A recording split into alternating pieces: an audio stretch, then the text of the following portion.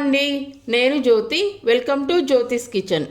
ఈరోజు వీడియోలో చూపించబోయే రెసిపీ వచ్చేసి ఎంతో ఈజీగా చేసుకునే గోంగూర పచ్చడి. ఇది వేడివేడి అన్నంలోకి కాస్త నెయ్యి యాడ్ చేసుకొని తింటే ఎంతో టేస్టీగా ఉంటుంది. పిల్లలు కూడా ఎంతో ఇష్టంగా తింటారు. మరి ఎన్నో పోషకాలు అలాగే ఐరన్ కలిగిన గోంగూర పచ్చడిని ఎలా చేయాలో చూసేద్దాం రండి. ముందుగా 4 టేబుల్ స్పూన్ల నువ్వులను, హాఫ్ టీ స్పూన్ మెంతులు, హాఫ్ టీ స్పూన్ జీలకర్ర వేసి లో టు మీడియం ఫ్లేమ్లో వేయించుకొని పక్కన పెట్టుకోవాలి. ఆ తర్వాత అదే ఫ్లేమ్లో బాండిని పెట్టుకొని 1 టేబుల్ స్పూన్ ఆయిల్ యాడ్ చేసుకొని వేడయ్యాక 12 నుండి 15 పచ్చిమిర్చీలను అలాగే 10 వరకు ఎండుమిర్చిని వేసి కలుపుకుంటూ 2 నిమిషాల పాటు వేగాక 2 మీడియం సైజ్ గోంగూర కట్టల నుండి తీసిన ఆకులను శుభ్రంగా కడుక్కొని పచ్చిమిర్చి మిశ్రమంలోకి యాడ్ చేసి దానిలోనే చిన్న నిమ్మకాయ సైజ్ అంతా శుభ్రం చేసిన చింతపండును అలాగే హాఫ్ టీ స్పూన్ పసుపును కూడా వేసుకొని 2 రెమ్మల కరివేపాకు వేసి మంచిగా కలుపుకొని మూత పెట్టుకొని లో టు మీడియం ఫ్లేమ్లో 10 నిమిషాల పాటు పూర్తిగా మగ్గనివ్వాలి.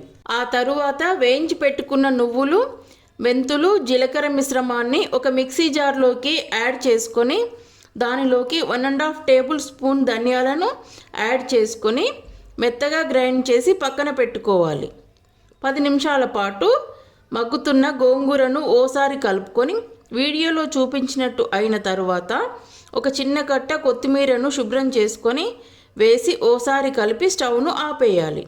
గోంగూర మిశ్రమం అంతా పూర్తిగా చల్లారాక మనం ముందుగానే గ్రైండ్ చేసి పెట్టుకున్న నువ్వుల పొడి మిశ్రమంలోకి యాడ్ చేసుకొని దానిలోనే 15 దాకా వెల్లుల్లిపాయలను అలాగే 1.5 టేబుల్ స్పూన్ రాక్ సాల్ట్ను కూడా వేసి వాటర్ ఏమీ యాడ్ చేయకుండా పూర్తిగా బరకగా కాకుండా అలాగే మెత్తగా కాకుండా గ్రైండ్ చేసుకొని ఒక బౌల్లోకి తీసుకొని పక్కన పెట్టుకోవాలి.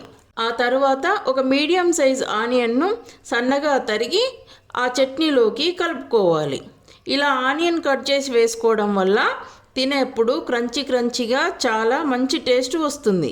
ఆ తరువాత గోంగూర పచ్చడి పోపు కోసం స్టవ్ను మీడియం ఫ్లేమ్లో వెలిగించి బాండి పెట్టుకొని 1 టేబుల్ స్పూన్ ఆయిల్ యాడ్ చేసుకొని ఆయిల్ వేడయ్యాక స్టవ్ను సిమ్లో పెట్టుకొని 1 టీ స్పూన్ మినపగుళ్ళు, 1 టీ స్పూన్ శనగపప్పును అలాగే హాఫ్ టీ స్పూన్ ఆవాలు, హాఫ్ టీ స్పూన్ జీలకర్రను వేసి ఓసారి మంచిగా కలుపుకొని ఇలా దోరగా వేగాక 2 ఎండుమిర్చీలను ముక్కలుగా కట్ చేసుకొని వేసి అలాగే 2 రెమ్మల కరివేపాకును, పావు టీ స్పూన్ పసుపును కూడా యాడ్ చేసి మంచిగా కలిసేటట్లు కలుపుకొని స్టవ్ను ఆపేసి ప్రిపేర్ చేసి పెట్టుకున్న గోంగూర పచ్చడిలోకి యాడ్ చేసి మంచిగా కలిసేటట్లు కలుపుకోవాలి.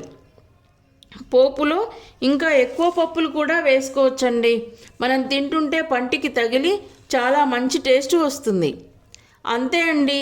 మరి ఎన్నో పోషకాలు అలాగే ఐరన్ కలిగిన హెల్దీ టేస్టీ రెసిపీ ఎంత ఈజీగా చేసుకోవచ్చో చూసారు కదండి.